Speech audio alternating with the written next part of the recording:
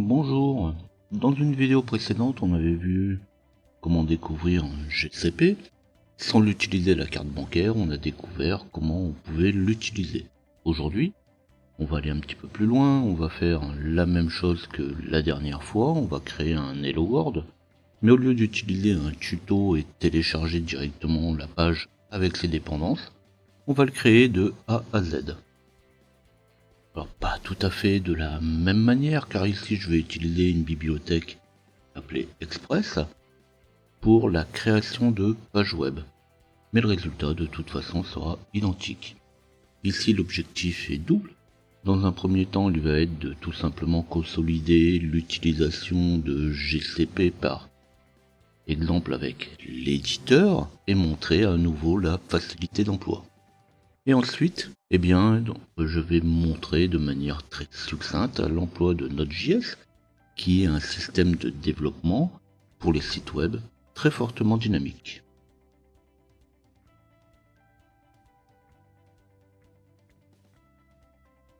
Donc je vais commencer par créer un dossier pour mon application, donc qui va être une application web. Je vais l'appeler TestNode. Après vous pouvez l'appeler du nom que vous voulez. Donc je vais faire un mkdir testnode, donc je vais lui dire de créer un dossier testnode. On verra que juste après on va utiliser l'éditeur de texte, et bien on pourrait très bien le faire depuis l'éditeur. Donc là on va le faire depuis la console.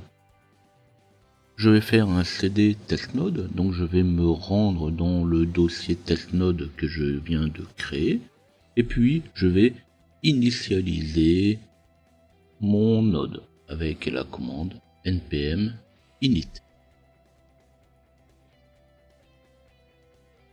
Donc la commande va prendre de quelques secondes à plusieurs dizaines de secondes.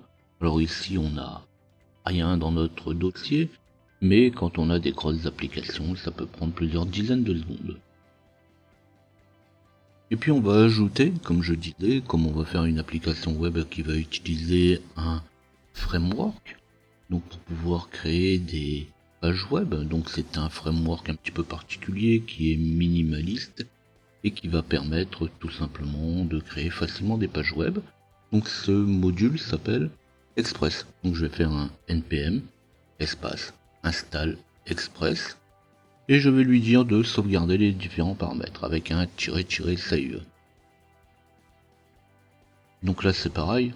Bon, ça dépend de la bibliothèque. Ici c'est une petite bibliothèque, c'est un petit framework, donc ça va très vite.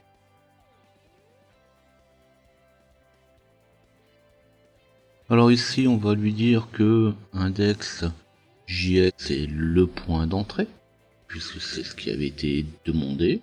Et dans ce cas-là, je vais pouvoir soit faire un VI, comme on l'a fait la fois dernière, un VI de index.js, ou sinon on va passer par l'éditeur. Donc on va cliquer sur le bouton éditeur.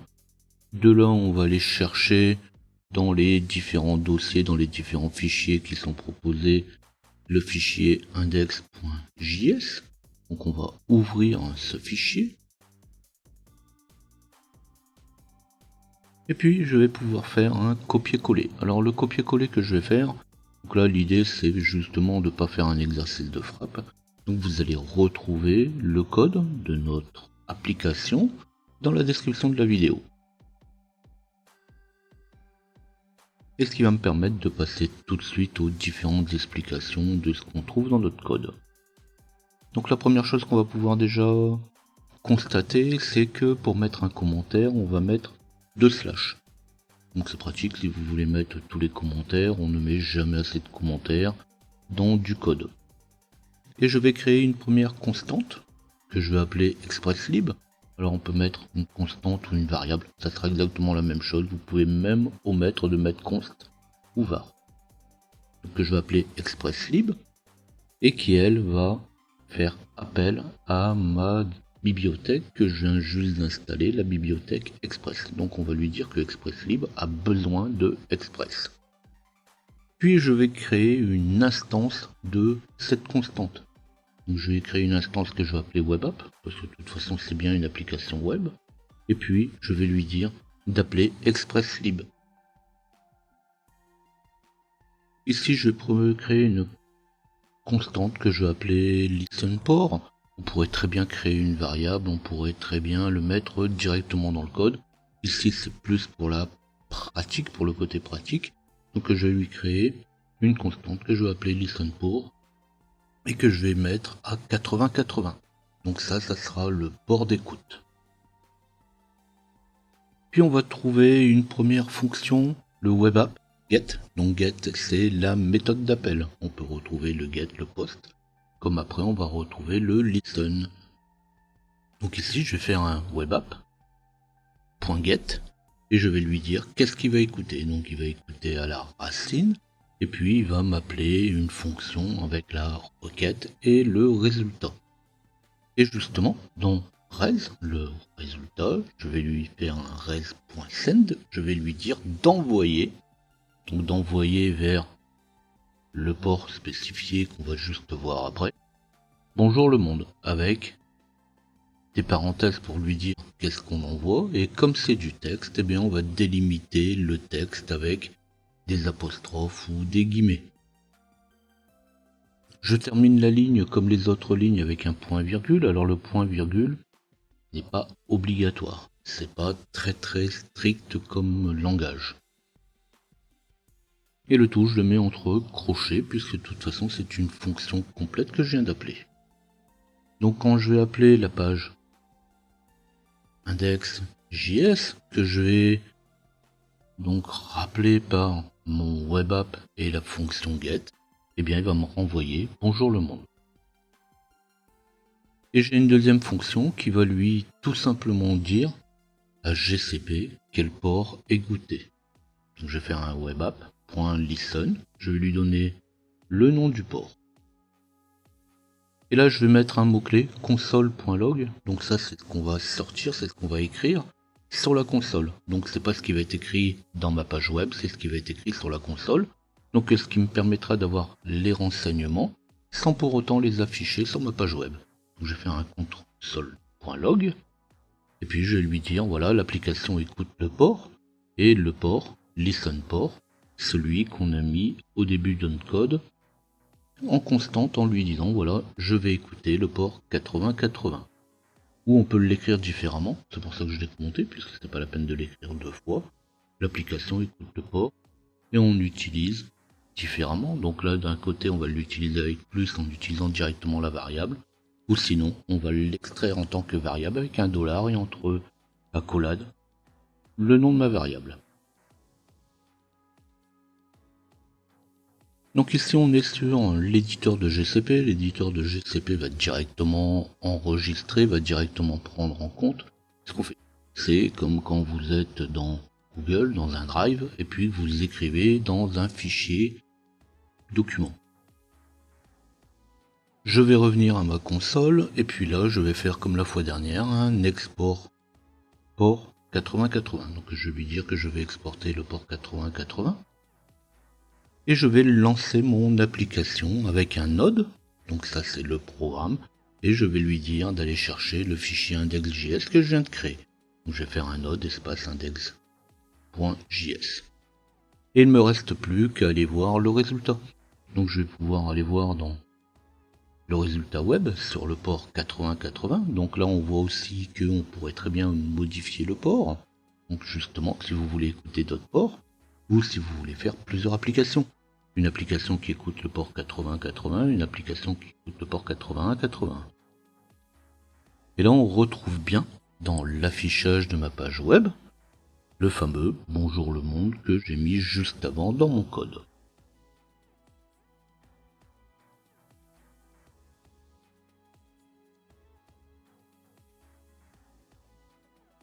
Donc ici on voit bien que sur le port 80-80 de GCP on retrouve mon application web qui vient d'être développée. Alors au début je parlais d'un système très dynamique car il s'agit bien de programmation. Après avoir fermé la fenêtre actuelle, je vais pouvoir modifier le contenu de ma page. Alors ce qui est intéressant dans ce type d'emploi, c'est qu'on va pouvoir manipuler le contenu de ma page web au travers de variables. Donc ici je vais créer une variable que je vais appeler header, dans laquelle je vais rajouter une valeur. Alors bien sûr, ici je ne rajoute qu'une valeur, mais ça peut aller beaucoup plus loin, mais ça c'est juste pour la démo. Ce header pourra être ensuite ajouté de manière courante à toutes les pages qui pourront être alors créées. Donc comme ça, c'est inutile de recréer à chaque fois tout l'entête. Donc par exemple ici, la page affichée utilise la méthode get.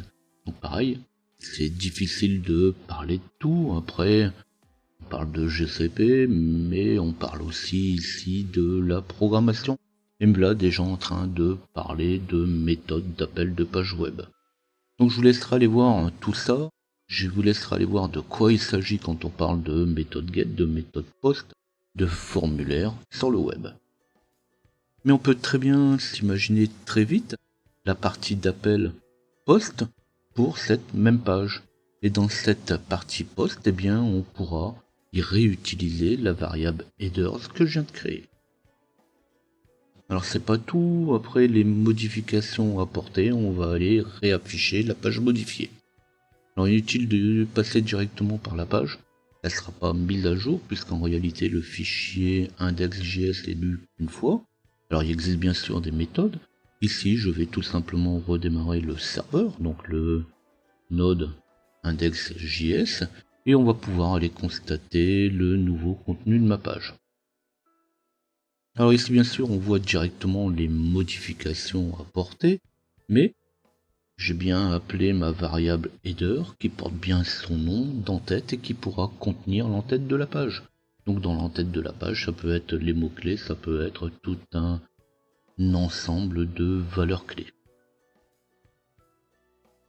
Alors ici c'est juste pour montrer l'interaction du système, du fichier et de son contenu appliqué à GCP. Alors bien entendu, tout ça ira beaucoup plus loin. Mais après, est-ce que c'est encore du système, du développement ou tout simplement du cloud ?